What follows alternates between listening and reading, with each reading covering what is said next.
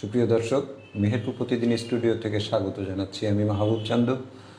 সংবাদ বিশ্লেষণ অনুষ্ঠানে আজকে নতুন দুইজন অতিথিকে নিমন্ত্রণ করেছি আমার স্টুডিওতে। নতুন দুজন অতিথির সাথে পরিচয় করিয়ে দেব। প্রথমেই আমার সর্ববামে বসা আছে রাব্বি পারভেজ এবং আমার বামে বসা আছে মনিরুল ইসলাম। সুপ্রিয় দর্শক, দুজনেই মেহেরপুর প্রতিদিন যে ব্যানারে আমরা মূলত আমাদের এই অনুষ্ঠানটা করে থাকি, সেই মেহেরপুর প্রতিদিনের প্রতিদিনকার খবরের সবচেয়ে গুরুত্বপূর্ণ দুজন মানুষ, যাদের হাত ধরে নিউজগুলা বানান থেকে শুরু করে এডিট হয়ে প্রিন্টিং পর্যন্ত মানে প্রেসে যাওয়া পর্যন্ত যাদের নিরলস পরিশ্রম করতে হয়, যাদের পুঙ্খানুপুঙ্খানুরূপে যাদেরকে দেখতে হয়, এবং সর্বশেষ যে টাস্কটা দেন মূলত মেহেরপুর প্রতিদিনের সম্পাদক মহোদয়, সেই সম্পাদকের হাত ধরেই মূলত পরের দিন সেই পত্রিকা আকারে পাঠকের হাতে যায়। আমি আজকে এই দুজন মানুষকে নিয়ে কথা বলবো, যারা ডেস্কে নিরলস পরিশ্রম করেন নানান ধরনের সংবাদ নিয়ে। আমি স্বাগত জানাচ্ছি আমাদের রাব্বি পারভেজ এবং মনিরুল ইসলামকে। আমি প্রথমেই রাব্বি পারভেজের কাছে জানতে চাইব যে মেহেরপুর প্রতিদিন নিয়ে কাজ করছেন দীর্ঘদিন থেকে ডেস্কে, এই ডেস্কে কাজ করার অনুভূতিটা কি, যদি আপনার মতো করে আপনার অনুভূতি ব্যক্ত করেন। ধন্যবাদ। আমি বিগত প্রায় 2 বছর হতে চললো আমি মেহেরপুর প্রতিদিনের সাথে আছি। আর আমার প্রথম পত্রিকা বলতে গেলে মেহেরপুর প্রতিদিনই। আমি এর আগে কোনো পত্রিকাতে বা কোনো এতে কাজ করি নাই। প্রথম আমার শুরুই মেহেরপুর দিয়ে। তবে আমার এখানে কাজ করতে অনেক ভালো লাগে। আগে অন্য একটা কাজ করতাম, কিন্তু আস্তে আস্তে আস্তে আস্তে অভিজ্ঞতা বাড়তে বাড়তে আমি এখন বর্তমানে আপনার ডেস্কে কাজ করছি। সেক্ষেত্রে আমার যে কাজটা মূলত সব যতগুলো নিউজ আসে, নিউজগুলো নিয়ে আমাদের কাজ। নিউজগুলা প্রথমে যেভাবে আসে আমাদের সেগুলোকে সাইজ করা লাগে পর্যায়ক্রমিক, বা সেগুলো যদি কোনো কন্টেন্ট এড়িয়ে যায় সেগুলোকে আমাদের ঠিক করা লাগে। সব কিছু ঠিকঠাক করে মূলত আমরা এবার এটা প্রুফটা দেখা হয়। তারপরে সেখানে দেখার পরে আমরা সম্পাদকের কাছে দিই। তারপরে উনি দেখে সেটা প্রিন্টের জন্য আমাদেরকে নির্দেশ দিলে আমরা সেটা পাঠিয়ে দিই। এভাবে মূলত আমরা কাজটা করি এবং কাজটা করতে খুব ভালো লাগে বলেই আরও মনে হয় যে আমরা এবারে পত্রিকার জন্য কিছু করতে পারছি। তার জন্য নিজেদেরকে ধন্য মনে হয় যে আমরা পত্রিকার পেছনে কাজ করছি এবং আমরা যেটা করছি সেটাই হুবহু পত্রিকাতে আসছে। আমরা যেটা করছি সেটাই আসছে। এক্ষেত্রে আমাদের খুব ভালো লাগে যে আমার করা কাজ হচ্ছে, আমি যে কাজটা করছি সেটা অনেক লোক আমাদের পত্রিকা যেহেতু খালি তোমার পত্রিকায় না, অনলাইনেও যেহেতু যাচ্ছে, সেক্ষেত্রে আমরা যেটা করছি আমাদের কর্মটা আপনার যে বিশ্বব্যাপী প্রসারিত হচ্ছে, এতে খুব আনন্দিত লাগে নিজের কাছে। হ্যাঁ, এর সাথে তো অনলাইনও জড়িত, যে বার্নিং যে নিউজগুলো থাকে, সেই নিউজগুলো তো তাৎক্ষণিকভাবে অনলাইনে দিতে হয়, যেগুলো আপনার খুবই গুরুত্বপূর্ণ নিউজ আসার সাথে সাথে সেগুলোকে আমাদেরকে আপলোড করতে হয় এবং তার সাথে সাথে শেয়ারিং করা লাগে বিভিন্ন সাইটগুলোতে, যেন এগুলো বেশি বেশি পাঠক দেখতে পারে। আবার নিউজটা যেভাবে আসছে সেইভাবে দেখা যাচ্ছে কোনো কন্টেন্ট এড়িয়ে যায়, সেগুলো আমাদেরকে এডিট করা লাগে বা কিছু আমাদের অ্যাডও করতে হয়। অসমাপ্ত থেকে যায় সেগুলো আমাদেরকে সমাপ্ত করা লাগে। দেখা কিছু কিছু নিউজের ক্ষেত্রে আপনার ছবিগুলো যেমন আসে ওইভাবে ছবিগুলো আমরা দিতে পারি না, সেগুলোকে আমাদের এডিট করা লাগে। আচ্ছা, সব মিলে আমাদের এই কাজগুলো করা লাগে। মনিরুল ইসলাম, আপনার অনুভূতি এই মেহেরপুর প্রতিদিনের ডেস্কে কাজ করার কতদিন থেকে হচ্ছে, এবং প্রুফ রিডার হিসাবে আপনি গুরুত্বপূর্ণ একটা দায়িত্ব পালন করছেন, তো সেক্ষেত্রে এই বানান ভুলের অভিযোগ কতটুকু পাওয়া যায় ডেস্কে বসে, তারপর এই ডেস্কের কাজ কিভাবে ব্যাখ্যা করবেন? আসলে পত্রিকার কাজ করতে এর আগে যদিও করিনি, কিন্তু কাজটা করতে ভালো লাগে। এবং আমরা তো মূলত ক্যামেরার পিছনের মানুষ, আজকে ক্যামেরার সামনে এসেছি। যেহেতু আমি মূলত প্রুফ দেখি, একজন শুদ্ধি পরীক্ষক হিসেবে এই পত্রিকায় কোনো বানান বা বাক্যগত যদি কোনো ত্রুটি থাকে তাহলে সেই দায়ভারটা নিতান্তই আমার। সেই বিষয়টা মাথায় রেখে আমি আমার সাধ্যের জায়গা থেকে চেষ্টা করি, এবং কতটুকু পারি সেটা তো নিজে বললে হবে না, যারা পাঠক আছেন তারা বলবেন, বা যারা কর্তা ব্যক্তি আছেন তারাই বিষয়টা ব্যাখ্যা করবেন। আর ডেস্কে কাজ করা, পত্রিকা অফিস তো একটা জীবন্ত অফিস, তাই মনে হয়। সময়ের খুব সাথে সাথে চলে, সময় এবং পত্রিকা অফিস সমান্তরালভাবে চলে একই সাথে। সেই ক্ষেত্রে এই পত্রিকা অফিসে থাকলে সমসাময়িক অনেক বিষয়গুলো জানা যায় এবং সমসাময়িক বিষয়ের সাথে থাকা যায়, এই বিষয়টা ভালো লাগে। বিভিন্ন জায়গা থেকে যখন বিভিন্ন খবর আসে, সেগুলো তো কাঁচা খবর মূলত। আমরা এই কাঁচা খবরগুলোতে প্রথম হাত দিই এবং হাত দিয়ে নিজেদের যে সৃজনশীলতা আছে বা যেটুকু বুঝি এই বিষয়টা সেখানে দেওয়ার চেষ্টা করি, এবং এই বিষয়টা আমরা যখন কাজটা সমাপ্ত করি তখন সম্পাদক মহোদয়ের কাছে পাঠাই এবং তিনি শেষ যে টাচ, সেই ফিনিশিং টাচটা দিয়ে তিনি পেজে পাঠান এবং সকালবেলা পাঠক এটা পেয়ে যায় হাতে। এই কাজটা করতে মোটামুটি ভালোই লাগে। সুপ্রিয় দর্শক, একটু ভিন্ন টাইপের কথা আজকে শুনবো দুজনের সাথে। আমি তার আগে আপনাদের উদ্দেশ্যে আমি আমার হাতে যে পত্রিকাগুলো আছে, আমি প্রধান কিছু খবর যেটা প্রতিদিন আমাকে পড়তে হয়, সেই খবরগুলো আমি আসলে আপনাদের উদ্দেশ্যে পড়ছি। আমার হাতে আছে মেহেরপুর প্রতিদিন। তার প্রধান সংবাদটি করেছে আইন প্রয়োগকারী সংস্থায় BFIU এর প্রতিবেদন, 5 বছরে অর্থ পাচারের ৩,২২৮ অভিযোগ। এটি একটি গুরুত্বপূর্ণ জাতীয় নিউজ। দ্বিতীয় নিউজটি হচ্ছে মেহেরপুর কাথুলি সড়কে ছিনতাইকারীদের হানা, লুটপাট। মেহেরপুর ও চুয়াডাঙ্গায় তারেক রহমানের ৫৬তম জন্মবার্ষিকী পালন।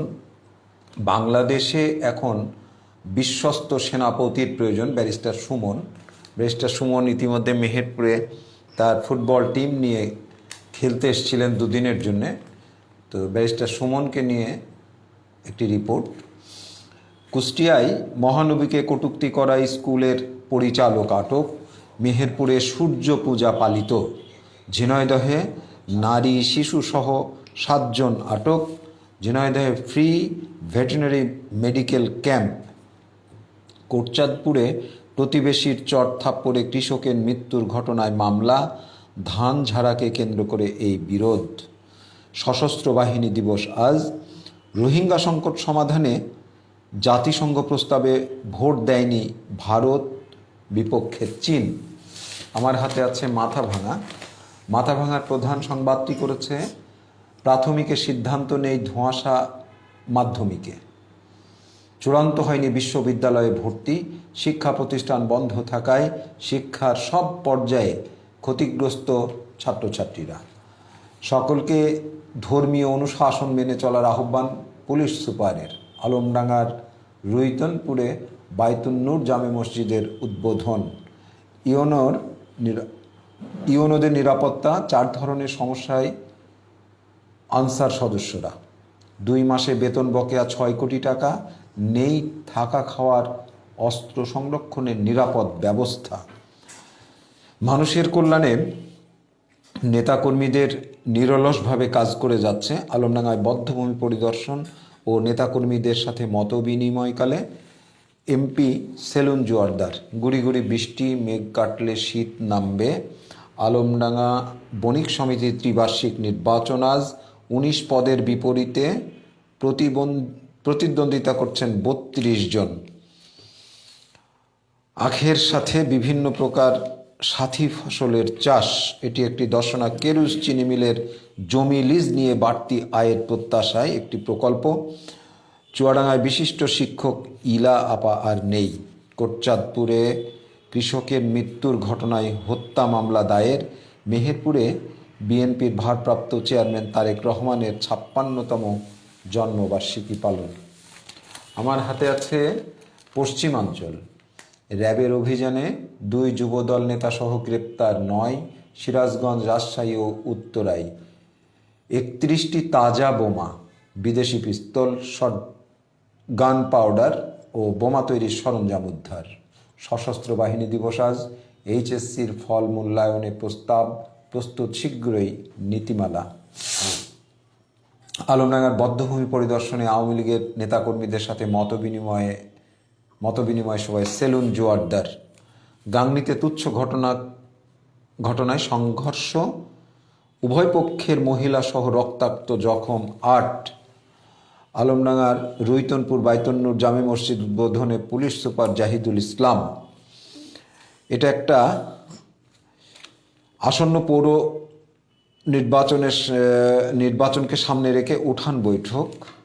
মেয়র প্রার্থী টোটন জোয়ারদার একটা যোগ্য, একটা দক্ষ মানুষের মেয়র নির্বাচন করবেন। কুতুবপুরের মিলির বিরুদ্ধে জোরপূর্বক বিবাহিত নাতিকে পিতার বাড়ি থেকে তুলে নিয়ে যাওয়ার চেষ্টার অভিযোগ। চুয়াডাঙ্গার 10 মাইলে পিকআপের ধাক্কায় পাখি ভ্যানের 5 জন যাত্রী আহত।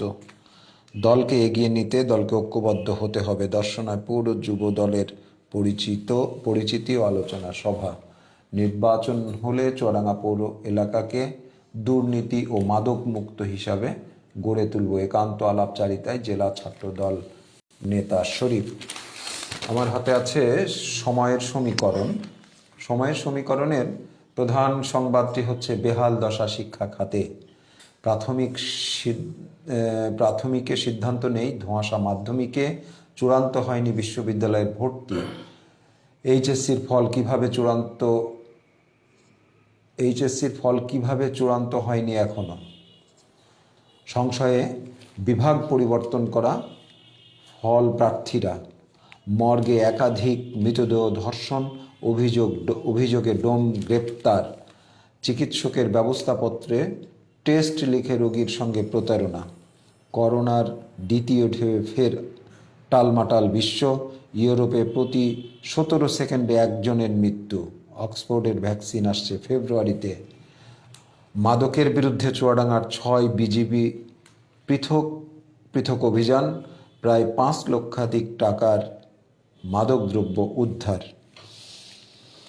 নিবন্ধনহীন 1.5 লাখ ফার্মেসি, তদারকি না থাকায় বিক্রি হচ্ছে নকল, ভেজাল, মানহীন, মেয়াদ উত্তীর্ণ ঔষধ ও স্বাস্থ্য সরঞ্জাম। এই ছিল আমার হাতের আজকের পত্রিকাগুলার মূলত সংবাদ। আমি এই সংবাদের আলোকে আমার আজকে 2 জন অতিথির সাথে অন্যান্য বিষয় নিয়ে কথা বলবো। রাব্বি পারভেজ, এই যে আমি যতগুলা এই খবরগুলা পড়লাম, এই খবরগুলা আমাদের এই বৃহত্তর কুষ্টিয়া জেলার আমরা যে সমস্ত অনলাইন পোর্টাল বা প্রিন্ট মিডিয়ার যে সমস্ত খবরগুলা নিয়েই মূলত আমাদের সংবাদ বিশ্লেষণ অনুষ্ঠান। তো এই যে প্রথম যখন এই নিউজগুলো আপনারা পান, এতগুলা সমস্ত নিউজ, একটা সাংবাদিক হয়তো দেখা যাচ্ছে যে সে 1টা বা 2টা নিউজ করছে, তাই না?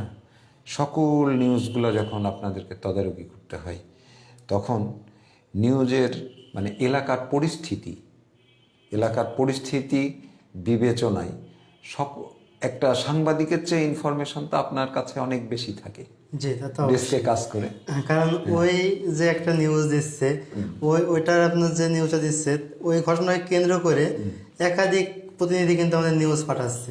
একই ঘটনা কিন্তু একটাই, কিন্তু এখানে দেখা যাচ্ছে যে 2টা প্রতিনিধি দেখা যাচ্ছে তোমার ডিস্টেন্স খুব নিকটবর্তী, 2 জনেরই মাঝামাঝি পর্যায়ে ধরা যায়, এর মধ্যে ধরি দেখা যাচ্ছে 2 জনের নিউজটা দিচ্ছে।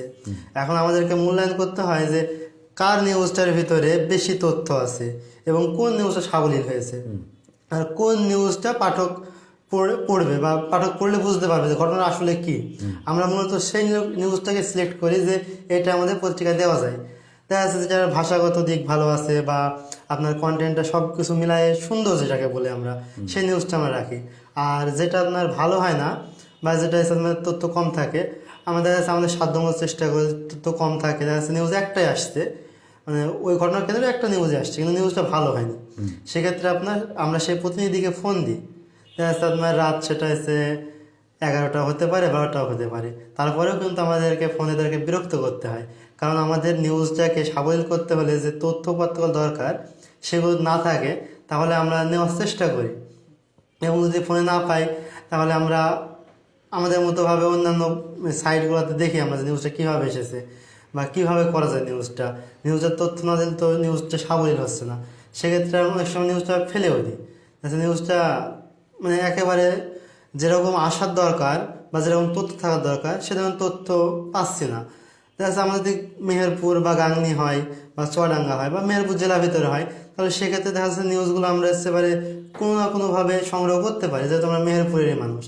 যেহেতু ঝিনাইদহতে আমাদের পত্রিকা যায়, যদি সেইখানকার নিউজ হয় সেক্ষেত্রে তো আমরা তথ্য পেতে পারি না কোনোভাবে, আমাদের মানে সেরকম যোগাযোগ মাধ্যমটা ঝিনাইদহ প্রতিনিধির সাথে তখন কথা হ্যাঁ, কথা বলে না পাই ফোনে, সেক্ষেত্রে। আর যদি তাকে ফোনে আমরা পাই, সেক্ষেত্রে তো আমরা তাদের যে নিউজটা দেয় তারা বা যে ইনফরমেশনটা দেয় আমরা হুবহু সেটা দেওয়ার চেষ্টা করি। এবং আমরা নিউজটা মানে এতটাই প্রাধান্য দিই যে নিউজটা আমাদের যারা পাঠক আছে তারা নিউজটা পড়ে বুঝতে পারে যে নিউজটার ভিতরে কী বলতে চাচ্ছে, আর আমরা সেভাবে ভাষাগুলো সাবলীল করে তোলার চেষ্টা করি আমাদের সর্বাত্মক দিয়ে। রাইট।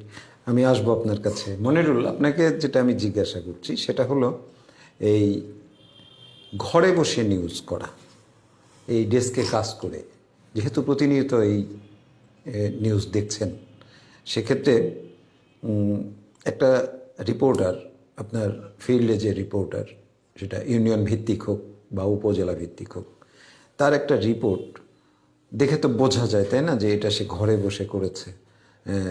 নিউজটা পড়লে সেখানে তথ্যের ঘাটতি আছে কি না সেটা যেমন পারভেজ বললেন, এ ধরনের তথ্যের ঘাটতি থাকলে তাকে যেমন জিজ্ঞাসা করতে হয়, এ ধরনের এটা তো বোঝা যায়, তাই না, যে ঘরে বসে রিপোর্ট করেছে।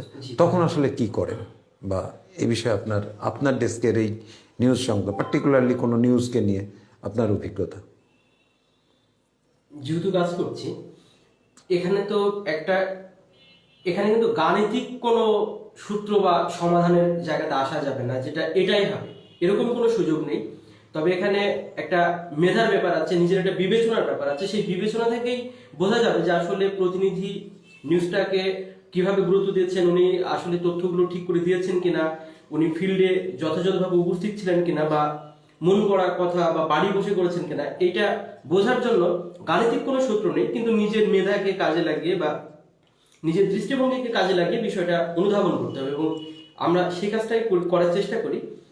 যদি দেখি যে এই নিউজটাতে তথ্যগত কোনো ত্রুটি আছে বলে মনে হচ্ছে আমার কাছে, তখন আমি সেটা অবশ্যই প্রতিনিধিকে ফোন করি। যদি প্রতিনিধিকে ফোনে না পাই, তাহলে সেখানে পাশে তো আমাদের আরেকটা প্রতিনিধি থাকবে, খুব কাছাকাছি তো প্রতিনিধি থাকে, সুতরাং তাকেও একটু ফোন দেওয়া বা যে কোনোভাবেই তথ্যটা সংগ্রহ করার চেষ্টা করা। এবং একটা অসমাপ্ত নিউজ বা একটা দুর্বল নিউজকে তো পত্রিকায় দেওয়া যায় না, এটা একটা আর্ট বা এটা একটা শিল্প মনে করি। সেই ক্ষেত্রে যে কোনোভাবেই এই তথ্যটাকে সংগ্রহ করেই আমরা মূলত পত্রিকাতে দিই। তাছাড়া একটা অসমাপ্ত নিউজ বা একটা ভুল তথ্য নিজে জেনে কখনোই একটা ভুল তথ্য পত্রিকাতে আমরা দিই না।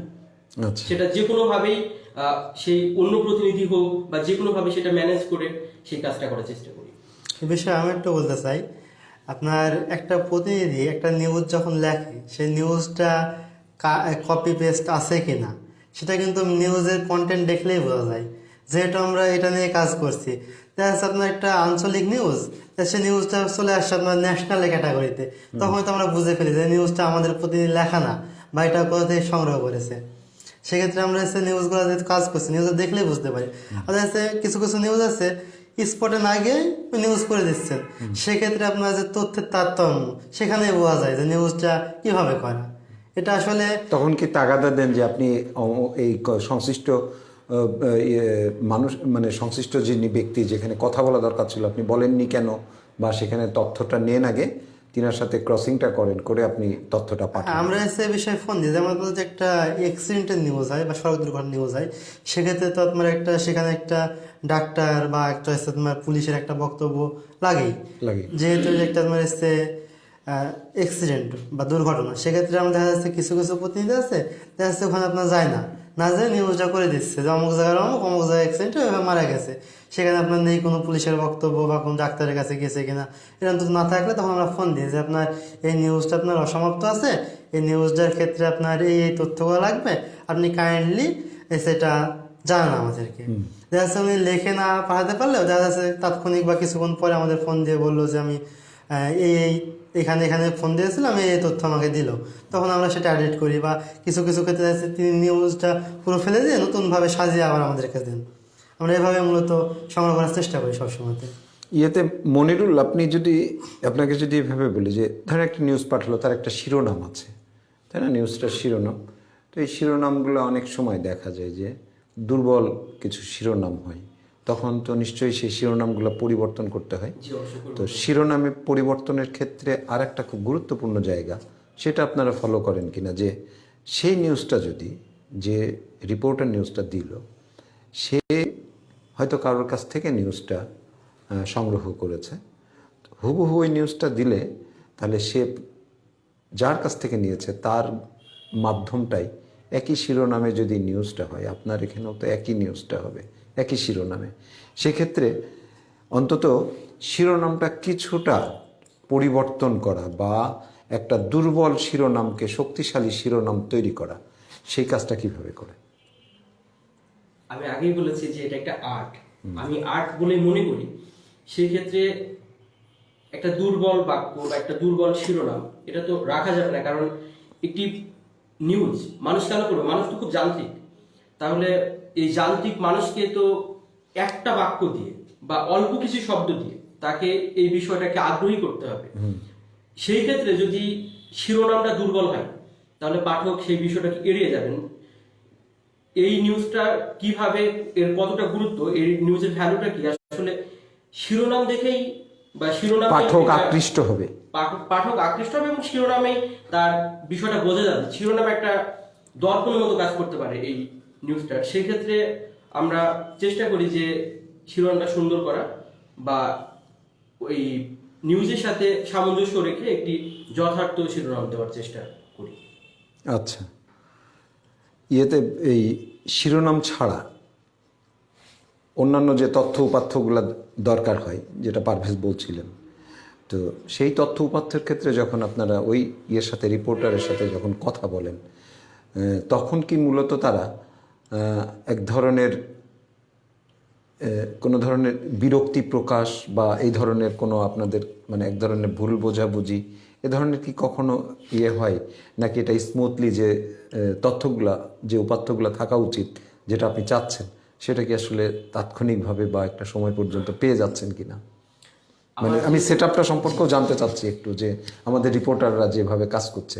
আমি অবশ্য আমাদের রিপোর্টারগুলোকে নিয়েও আমার এই অনুষ্ঠানে বসার ইচ্ছা আছে, যে আমি আমাদের ইউনিয়ন লেভেলে যে সমস্ত রিপোর্টাররা আছেন বা উপজেলা লেভেলে বা আমাদের চুয়াডাঙ্গা, কুষ্টিয়া বা ঝিনাইদহ, তিনাদেরকে নিয়েও কিন্তু মূলত আমার এখানে, তার কারণ এটা সাংবাদিকদেরই সিট, এই সংবাদ বিশ্লেষণ।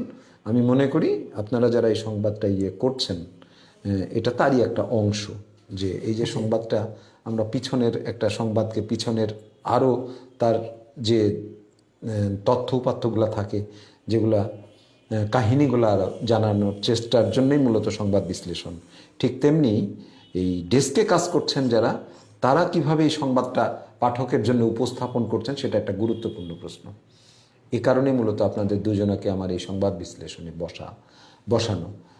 তাহলে এক হচ্ছে আপনারা এই ডেস্কের পরিচালক হিসাবে সংবাদটা ট্রিটমেন্ট দেওয়ার ক্ষেত্রে দায়িত্বকর্তা হিসাবে দায়িত্ব পালন করছেন, এবং আমাদের যে সমস্ত রিপোর্টাররা সংবাদটা পাঠাচ্ছে আপনাদের কাছে, যে প্রথম যখন হাতে আসছে তখন এইখানে কোনো গ্যাপ হচ্ছে কিনা, তাদের সাথে কোনো সংবাদ নিয়ে কোনো মিসআন্ডারস্ট্যান্ডিং হচ্ছে কিনা, এই জায়গাটা দেখভালের যথেষ্ট মানে জায়গা আছে, যে এটাকে কিভাবে আপনারা ম্যানেজ করছেন। আমার তো এই পত্রিকাতে খুব বেশি অভিজ্ঞতা নেই, আমি 6 মাসের মতো কাজ করছি পত্রিকাতে। তো যখন বললেন যে কোনো একটা তথ্য উপাত্ত যখন জানতে চাই, তখন প্রতিনিধিরা বিষয়টা কিভাবে নেন, আসলে তিনারা বিরক্ত হন কিনা, হ্যাঁ, সেই বিষয়টা আমি আসলে কোনো প্রতিনিধিকে এখনো বিরক্ত হতে দেখিনি। যেহেতু তিনারা মানুষ, সেই ক্ষেত্রে কিছুটা ত্রুটি বা এরকম একটা ভুল হতে পারে। সেই ক্ষেত্রে যখন তাদের বলা হয় যে এই বিষয়টা একটু দেখুন বা এই তথ্যটা লাগবে, তখন তেনারা খুব স্বাভাবিকভাবে বিষয়টাকে নেন, এবং আমার মনে হয় আমি যতটুকু অনুধাবন করেছি তাতে তারা খুশি হন যে তাদের নিউজটা আবার নতুন করে দেখা হচ্ছে, বা তারা যে ভাবনা থেকে দিয়েছেন সেটার সাথে সামঞ্জস্য রেখে নিউজটাকে আরো শক্তিশালী করার লক্ষ্যে তার কাছ থেকে একটা তথ্য চাওয়া হচ্ছে।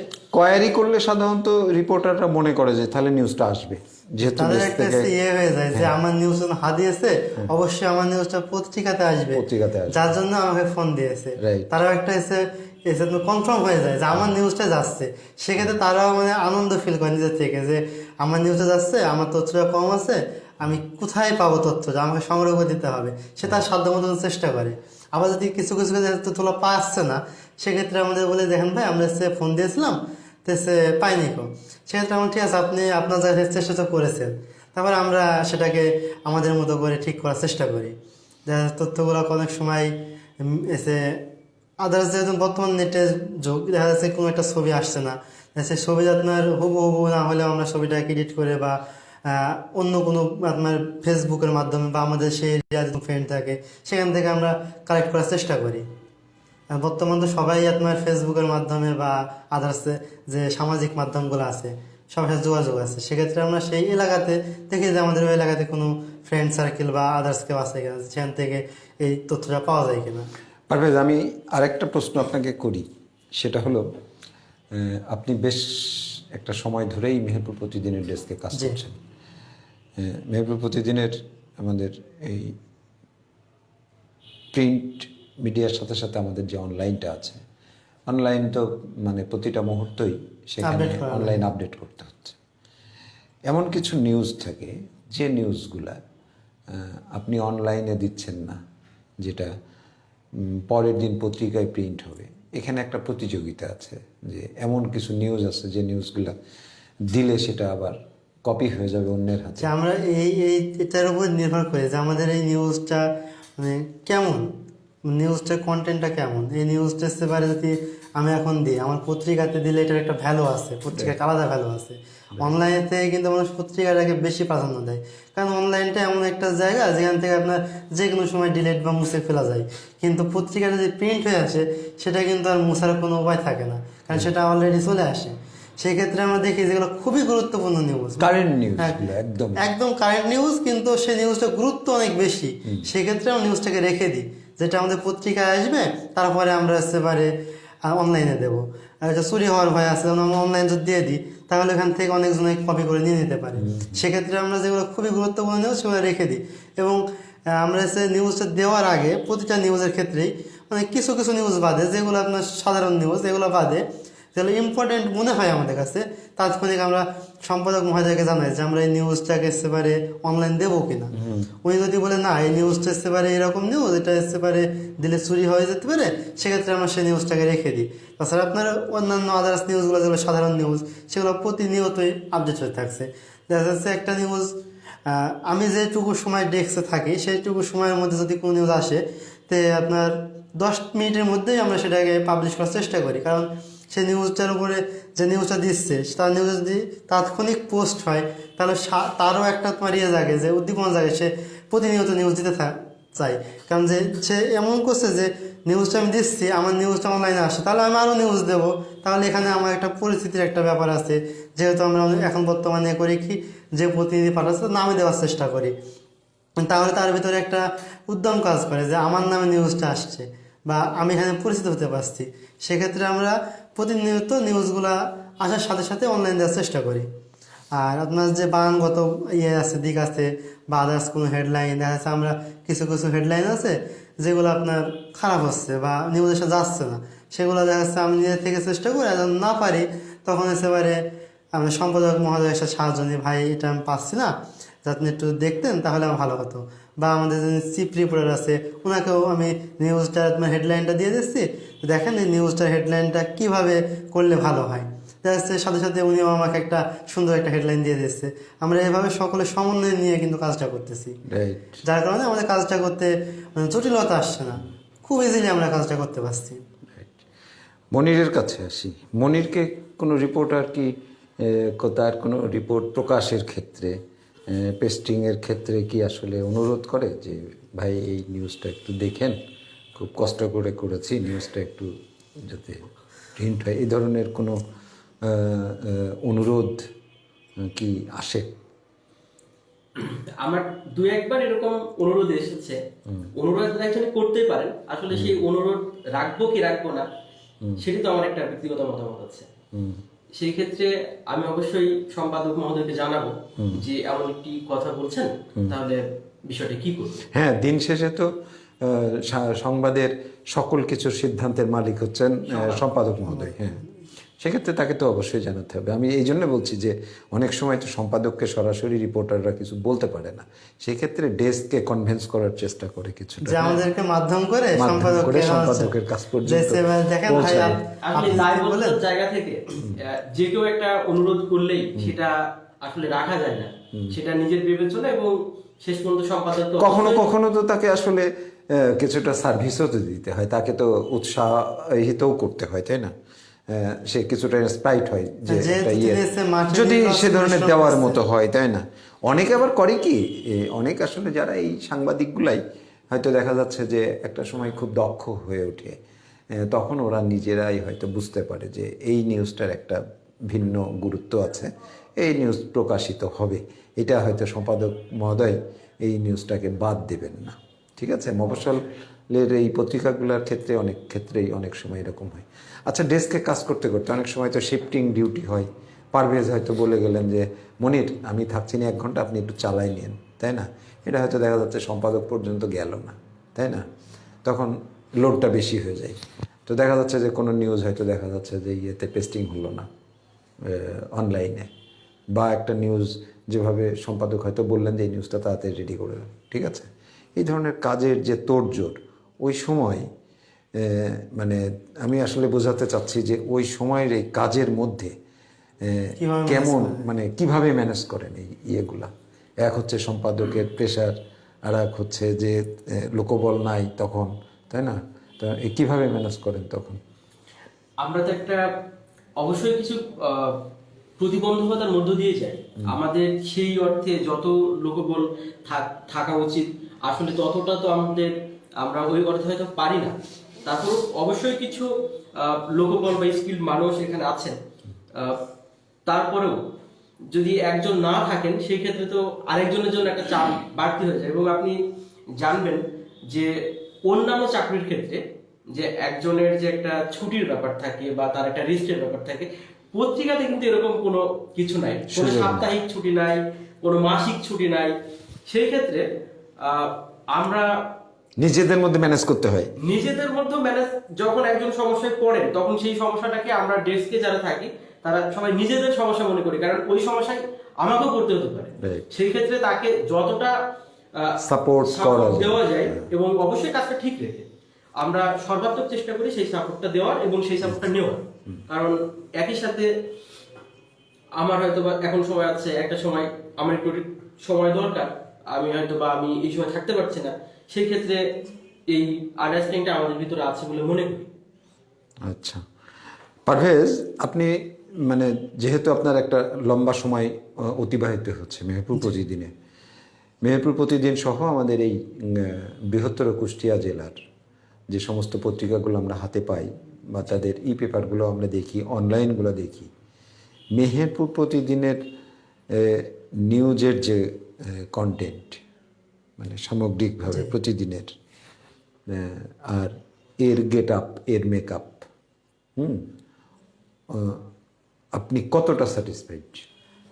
আমরা প্রথমে যখন মেহেরপুর প্রতিদিন আসি তখন কিন্তু আমাদের পত্রিকা ঠিক এভাবে ছিল না। পত্রিকা কিন্তু আমাদের প্রতিনিয়ত আপডেট হচ্ছে। আপনি এসে লক্ষ্য করে দেখবেন আমাদের প্রতিদ্বন্দ্বী বা বলি বা প্রতিযোগী বলি, যাই বলি না কেন, প্রতিযোগী বলাই ভালো, প্রতিযোগী বলাই ভালো। সেক্ষেত্রে এবার দেখবেন যে তাদের থেকে আমাদের পেপারটা কিন্তু সম্পূর্ণ আলাদা, তাদের সাথে কিন্তু ম্যাচ করবে না আমাদের কন্টেন্টটা। আমাদের একটা নিজস্ব একটা আলাদা কন্টেন্ট আছে, যেহেতু আমরা মেহেরপুর, আমাদের একটা আলাদা একটা আছে, গৌরবে যেমন একটা আছে তেমনি অহংকারও একটা আছে। কিন্তু আমরা সেই জায়গা থেকে চেষ্টা করি যে আমাদের জিনিসটাকে আমরা আমাদের মতো করে আলাদা করবো, যে সে 10টার ভিতর থাকলে চিনে নিতে পারে যে আসলে এটা মেহেরপুর। আমাদের একটা সেরকম একটা ফিলিংস আমাদের ভিতরে কাজ করে যে আমরা এমনভাবে এটাকে মানুষের কাছে উপস্থাপন করবো যেন আমাদেরটাকে তারা বেশি মূল্যায়ন করে। আমরা সর্বদা সেভাবে চেষ্টা করে যাচ্ছি।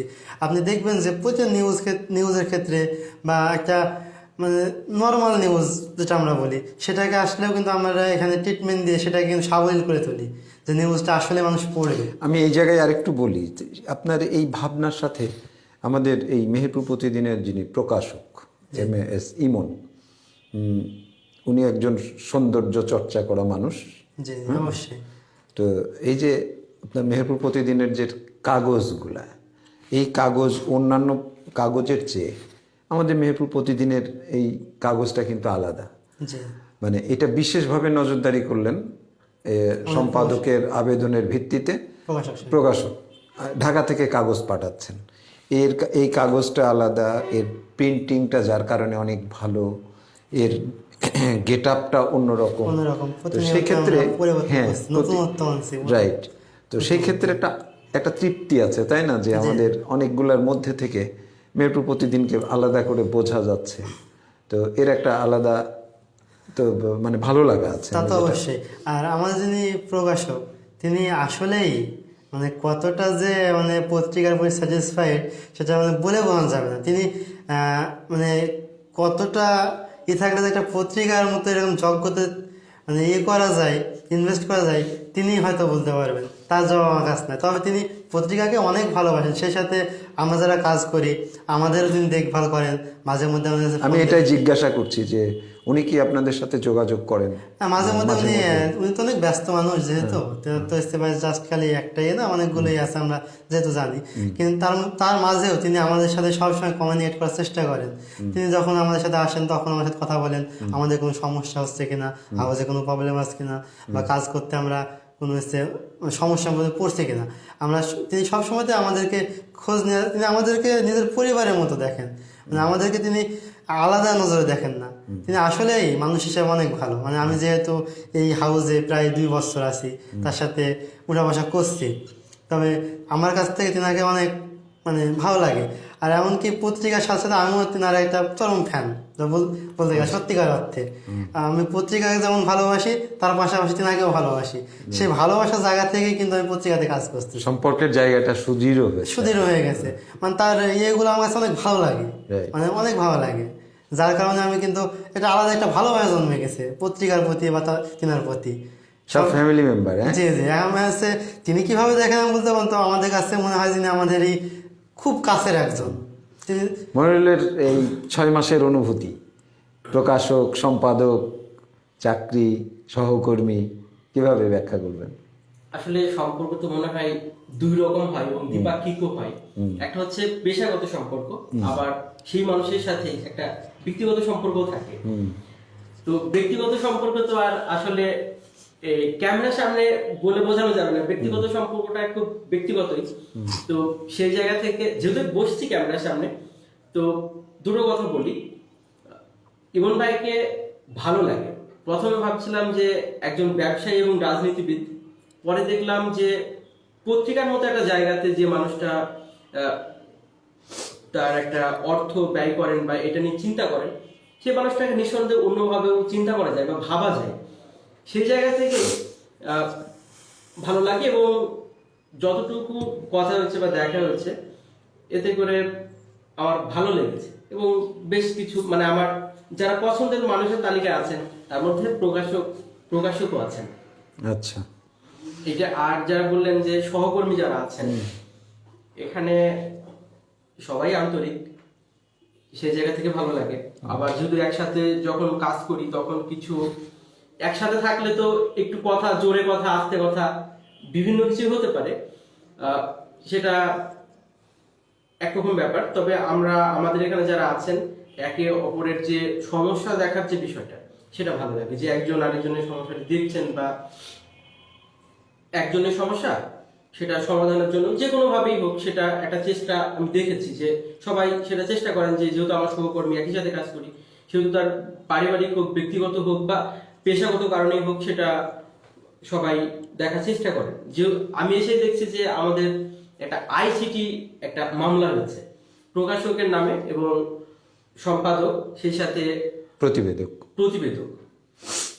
তো এখানে যখন দেখি যে আমরা এখান থেকে যারা কর্তা ব্যক্তিরা, আপনারা যারা কোর্টে যান, আমাদের সবার ভিতরে কিন্তু একরকমের একটা আসামি তো কোনো 3 জন থাকে না, আসামি সকলে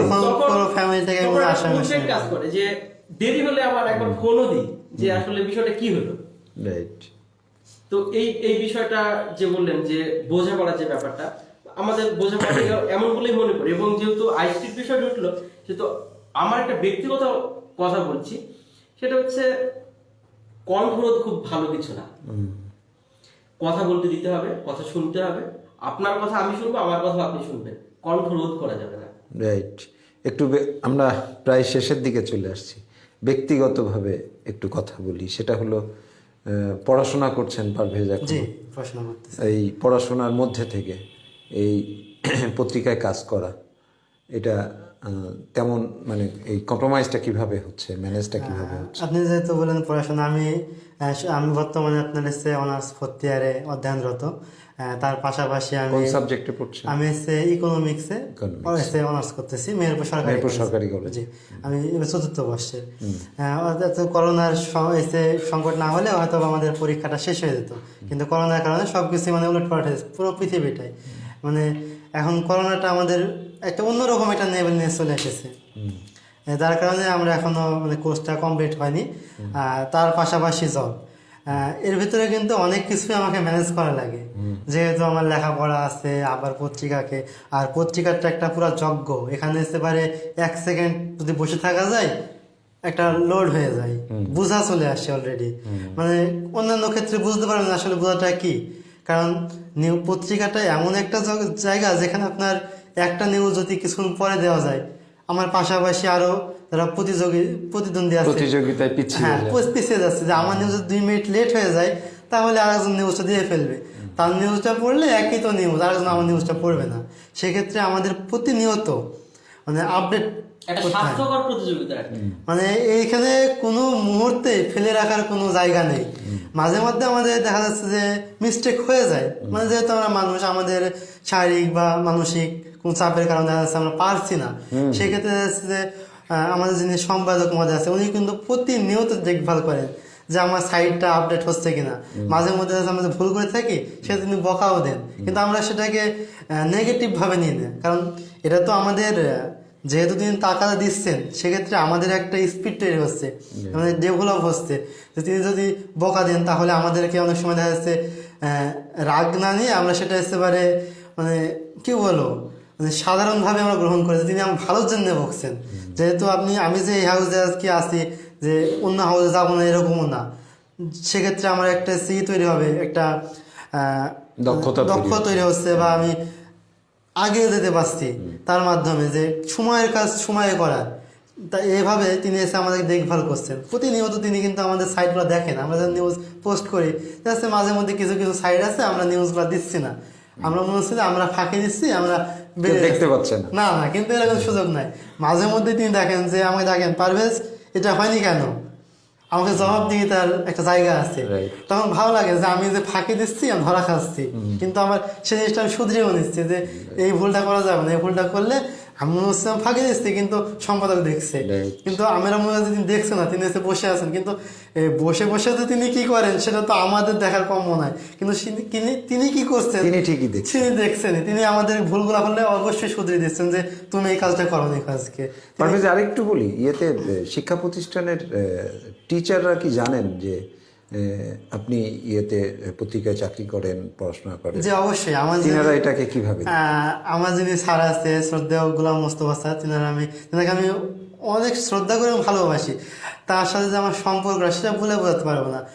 তিনি তো আমাকে এখন পারভেজ নাম বলা ছেড়েই দিয়েছে, তিনি আমাকে দেখালে সাংঘাতিক নামে ডাকে। সাংঘাতিক ভালো লাগে যে তিনি আমাকে অনেক পারভেজ পারছো, তো এখন তিনি দেখা হলে সাংঘাতিক, কিরে সাংবাদিক কেমন আছি, কারণ স্যারের সাথে আমার সম্পর্কটা মানে অনেক ঘনিষ্ঠ। স্যারকে মানে বলে বলতে তাকে আমি অনেক শ্রদ্ধা করি। মানে তার সাথে আমার আদার্স যে স্যারগুলো আছে আমার কলেজে, যেহেতু আমি নিয়মিত, আমি অন্যান্য ডিপার্টমেন্ট যেমন বলি, আমার ডিপার্টমেন্টের স্যারদের সাথে কিন্তু আমার সাথে উঠা বসাটা খুব মানে ক্লোজলি, স্যারদের সাথে অনেক ভালোভাবে আমি উঠা বসা করি, বা তাদের আমি একটা দৃষ্টিগোচর হয়ে গেছি। সেক্ষেত্রে সবসময় দৃষ্টিতে থাকি। হ্যাঁ, আমি যদি কলেজে না যাই বা ক্লাস না থাকি, স্যারের চোখে পড়ে যায় যে পারভেজ আসেনি, পারভেজ কেন আসেনি। বাসায় কি বাবা মা আছেন? জি অবশ্যই, আমার বাবা মা সহ দাদা নানা সবাই জীবিত আছে। ভাই বোন আমরা এবারে 2টা ভাই, আমার কোনো বোন নেই, আমি বড়। আমার যিনি ছোট ভাই আছে তিনি এবার ইন্টার ক্যান্ডিডেট ছিল, তোমার পরীক্ষা না হওয়ার কারণে তারা অটো বাসে বের হয়ে গেছে। আচ্ছা আচ্ছা। এটা তাদের ক্ষেত্রে একটা প্লাস পয়েন্ট। তাদের ক্ষেত্রে বলতে গেলে তার ক্ষেত্রে অবশ্যই লসই হচ্ছে, বাট কিছু কিছু ক্ষেত্রে কিছু কিছু ছাত্রের ক্ষেত্রে প্লাস পয়েন্ট। আমার মানে জানাশোনার ভিতরে আমার মেহেরপুরে একটা বড় ভাই আছে, তিনি হচ্ছে পারে অনেক আগে থেকে তিনি কিন্তু ইন্টার লেভেল পার হতে পারছিলেন না, কিন্তু এই করোনার কারণে তার একটা সৌভাগ্য, অটো পাশে তিনি অনার্স পড়ার একটা আচ্ছা, chance বুঝতে পেয়ে পারছি। গেছেন। যাই হোক, মনিরের কাছে আসবো। মনির, আপনার পড়াশোনা, ব্যক্তিগত জীবন নিয়ে যদি বলেন। আমি তো পড়াশোনা শেষ করেছি, মানে শেষ বলতে আমি স্নাতকোত্তর করেছি মেহেরপুর সরকারি কলেজ থেকে বাংলা ভাষা ও সাহিত্যে। আমার এই স্নাতকোত্তর শেষ হয়েছে আজ থেকে 4 বছর আগে। আচ্ছা। আর যদি বলেন যে ব্যক্তিগত জীবন, তাহলে আমি এই পত্রিকাতেই কাজ করছি, আর এর চেয়ে আর খুব বেশি কিছু। বাবা মা আছেন? আপন আছেন। আচ্ছা। ভাই বোন কয়টা? আমার একটা ছোট ভাই আছে, ও কুষ্টিয়া সরকারি কলেজে বোটানিতে ফার্স্ট ইয়ার। ভবিষ্যৎ পরিকল্পনা কি? ভবিষ্যৎ পরিকল্পনা, আমি তো এই জায়গায় দাঁড়িয়ে যদি ভবিষ্যৎ পরিকল্পনা বলতে হয়, তাহলে আমি বলবো যে আমি সাংবাদিকতাকে পেশা হিসেবে নিতে চাই, এবং সেই সাথে আমি লেখালেখির সাথেও থাকতে চাই।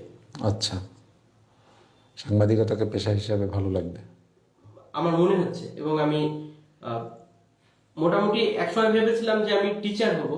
আসলে যে কোনো কারণেই হোক, আমার হয়তো সেই যোগ্যতা নেই, আমি তো এখানে যেতে পারিনি। এখন আমি এটাকে মনে করছি যে আমার পেশা হিসাবে আমি নেওয়ার চেষ্টা করবো বা নেব। পারভেজ এবং মনির, দুজনকে অনেক ধন্যবাদ। আমাদের সময় অনেক আগে শেষ হয়ে গেছে, তারপরেও কথা বলতে ভালো লাগছিল। ভবিষ্যতে আবারও বসবো আমার এই সংবাদ বিশ্লেষণ অনুষ্ঠানে। ধন্যবাদ সবাইকে, আপনাদের দুজনকে ধন্যবাদ। আপনাকে ধন্যবাদ। ধন্যবাদ।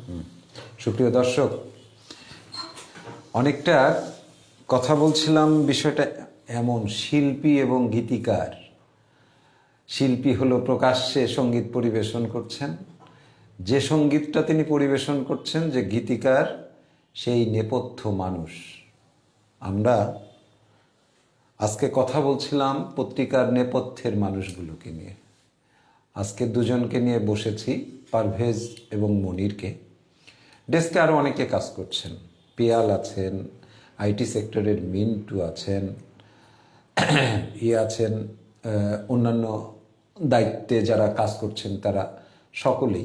এর একটা উদ্দেশ্য নিয়েই আমি তাদেরকে নিয়ে বসার চেষ্টা করেছি, যে এই যে মনির যেমনটিভাবে বলছিলেন যে আমরা ক্যামেরার পিছনের মানুষ, তো আজকে তাদেরকে ক্যামেরার সামনে এনেছি, তাদেরকে তাদের কাজের স্বীকৃতি, তাদের অনুভূতি শোনার জন্যে।